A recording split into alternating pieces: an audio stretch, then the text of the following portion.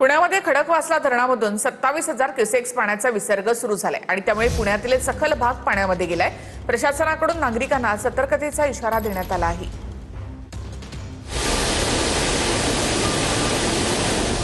गेल्या काही दिवसांपासून घाट माथ्यावर सुरू असलेल्या पावसामुळे खडकवासला धरण 100% भरलंय। त्यामुळे धरणातून 27,000 क्युसेक वेगाने पाण्याचा विसर्ग सुरू करण्यात आलाय।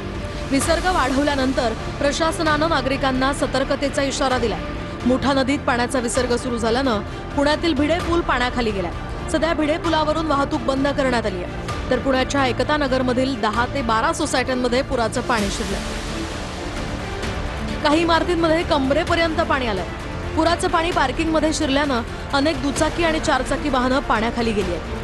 पुराचा धोका असल्यामुळे महापौरांनी पहाटेपासून शहरातील नदीकाठच्या भागात पाहणी सुरू केली आहे। राजपूत झोपडपट्टी, पुलाची वाडी यासह एकता नगर, निंबज नगर या भागात आज पहाटेच महापौरांनी पाहणी केली आहे। पुण्यात सुरू असलेल्या पावसामुळे जंगली महाराज रोडवर मोठं झाड कोसळलंय।